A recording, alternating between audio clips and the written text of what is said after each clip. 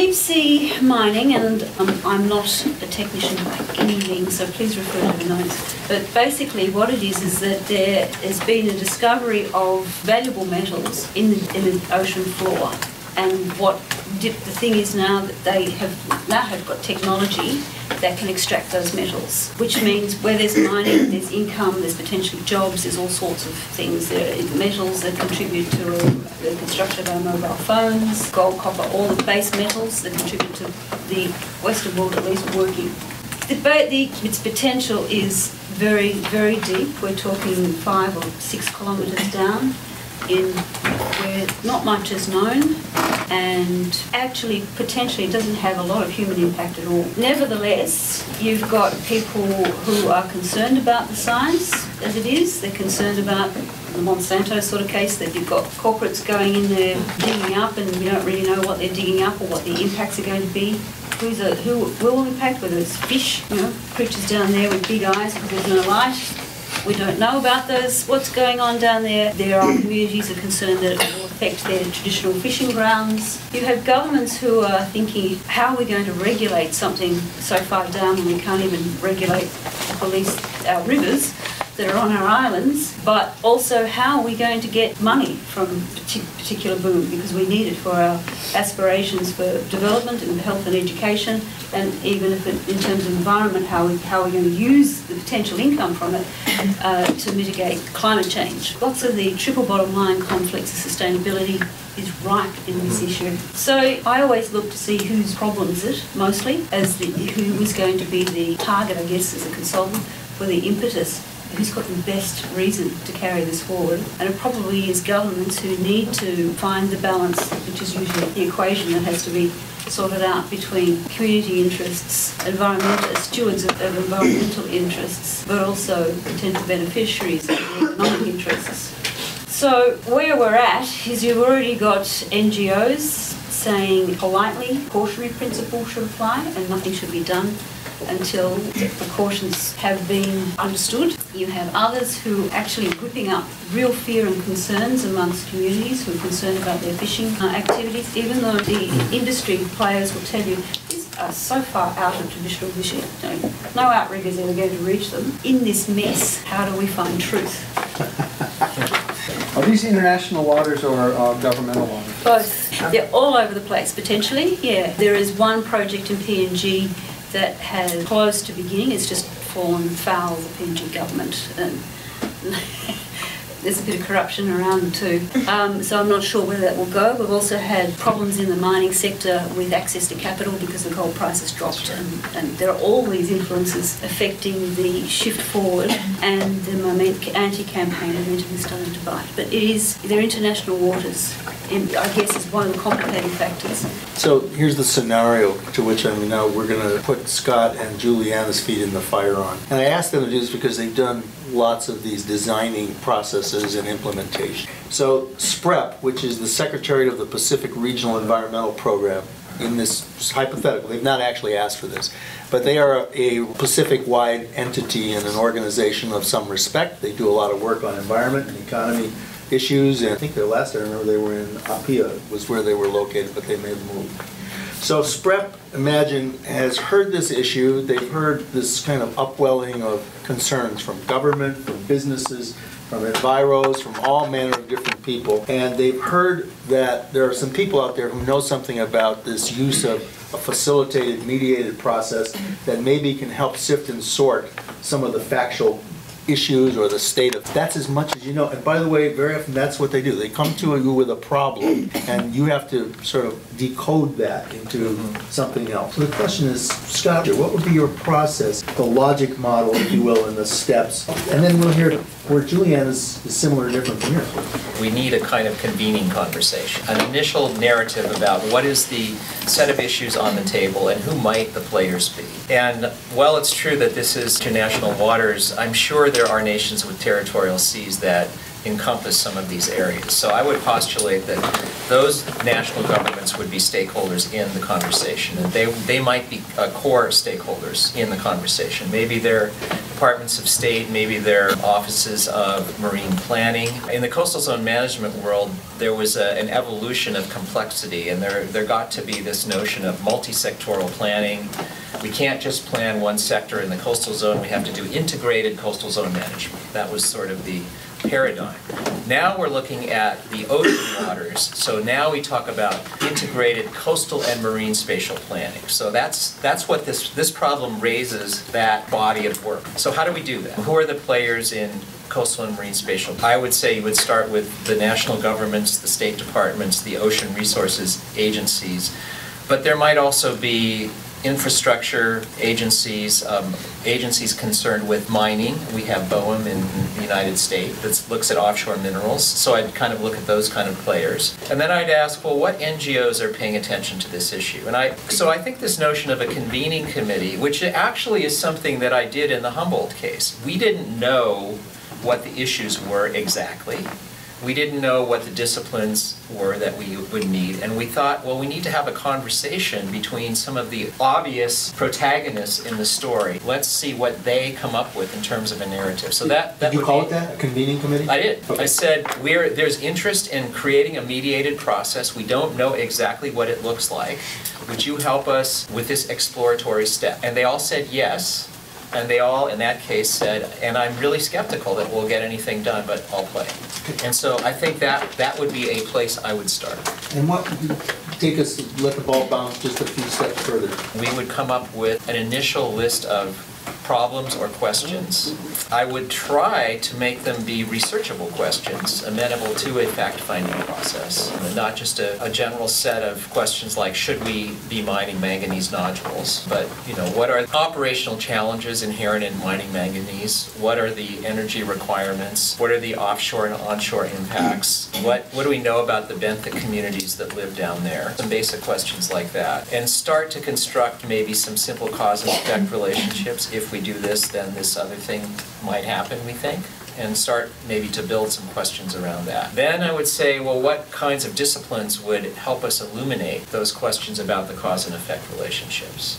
Now, just in the pragmatic piece of this, SPREP is the one who's approached you. Right. So you would be saying to them, look, we're going to want a contract or an agreement or a grant or something to do the exploratory work. Mm-hmm. And would you scope out a whole project, or would you do it in, here's a first phase, and then it's a go, no-go? I would certainly outline the multiple phases, but really characterize the first level as a reconnaissance level scan. So it would be kind of a combination of a reconnaissance of the technical issues and a convening exploration of, can we get the players identified and willing to talk to each other. So you wouldn't go too far down one path without kind of doing the other in parallel. You've gone straight to the fact-finding. I've actually started with convening. I would convene a conversation among the people that I believe have a hunch might be stakeholders. And I would assume that if they want to have a conversation, there are things they would like to know. I might convene it as an FPIC experiment. FPIC is free, prior, and informed consent. It's an NGO principle, and it's now embedded in many of the international banking, I'm not going to say principles, but they wish they would be acting that way. And they really want it to be true that they could. But they have no clue how to have free, prior, and informed consent, so you might be able to get them to have an experiment with blah, blah mining company and blah, blah string user and blah, blah, blank, and this company, and sort of, so that might be a low to, and then you would convene a conversation. What would have to be true to have free, prior, and informed consent on deep sea mining in so-and-so boundary waters? I could see that would be perhaps a way in for the land-based or local territorial. And it's not too hard to get into because you're framing it as an experiment. Let's see if you really could have free, prior, and informed consent on da-da-da-da. Internationally, I think I would the big diplomat group, and just law of the sea, and you can think of who would convene that. You'd go to Norway and Sweden and the Netherlands, and they'd convene an international conference and you'd have a series of conventions that would come out of it. I think they have deep sea mining in the North Atlantic, so Norway, there is some experience there. And that would be, that route. Are we talking about trying to do this with the whole topic or a specific project? That needs to be part of the early conversation with SPREP. What are we doing here? No, we realize we haven't really framed this out very much, but at least let's talk about whether this is global or project-driven. Global meaning the whole ocean. Sure. Or regional. Or is it your assumption that there can be no mining of this kind until there is some kind of international regime? Third way of convening is to have an international meeting and it would be a science and regulatory regime conference. And these kinds of things are done on exactly. such subjects. What would have to be true further to be a... But those tend to be rather broad, and this is kind of at the intersection between broad and project-driven. There's a reason pushing on this so hard. So one of the things that happens for policymakers is they have a problem, but we have to go through the decoding of that and the chunking it down into something that is doable in the world that we can work in. We are not ocean engineers, we are not technical scientists. We have to say, how can we help you? And within our realms of competence. But they don't know. All they know is, I got a problem. I got a big problem. Right. So we have to go through this thinking process, and that you're actually doing it. Fair enough. So we've isolated this down. We did some original exploration. Now let's say it's in either PNG or Fiji or Samoa, or one island group, and they say we're interested, and we think we have an interested miner. Some of the exploration work's been done. We think the market is ready. If we can get this moving in the next couple of years, we could have a viable project and produce income, some of which will go to that group and some of which goes to our company because we're taking the risk. Not an unusual situation. Peter?